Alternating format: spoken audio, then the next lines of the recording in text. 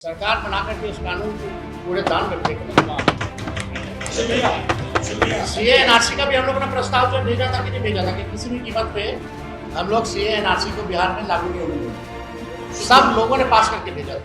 बिहार के पूर्व उप मुख्यमंत्री और राष्ट्रीय जनता दल के नेता तेजस्वी यादव ने वक्फ बिल को लेकर भारतीय जनता पार्टी पर तीखा हमला बोला है।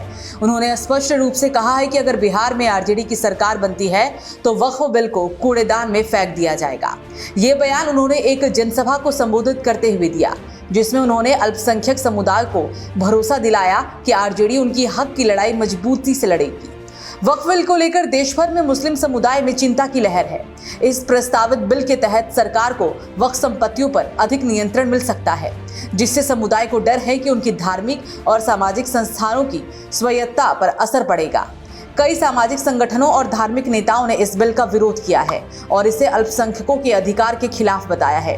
तेजस्वी यादव ने अपने भाषण में कहा कि ये बिल ना तो संविधान सम्मत है और ना ही सामाजिक न्याय की भावना के अनुरूप।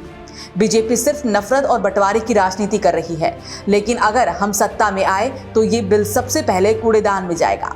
उन्होंने बीजेपी पर आरोप लगाया कि वो अल्पसंख्यकों को डराने और दबाने की कोशिश कर रही है, लेकिन बिहार की जनता अब समझ चुकी है और 2025 के चुनाव में इसका जवाब देगी। तेजस्वी ने यह भी कहा कि आरजेडी की राजनीति समाज के हर तबके को साथ लेकर चलने की रही है। उन्होंने कहा कि हमने हमेशा सामाजिक न्याय की बात की है, चाहे वो पिछड़ा वर्ग हो, दलित हो या अल्पसंख्यक। हम सबको साथ लेकर चलेंगे और किसी के साथ भेदभाव नहीं होने देंगे।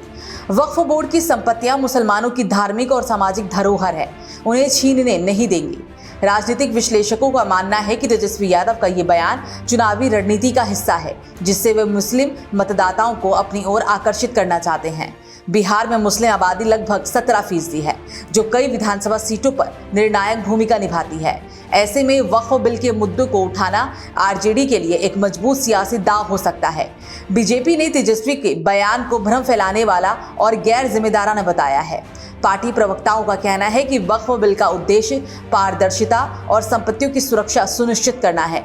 बीजेपी नेताओं का यह भी कहना है कि विपक्ष इस मुद्दे पर गलत सूचना फैला रहा है ताकि समुदाय विशेष को भड़काया जा सके।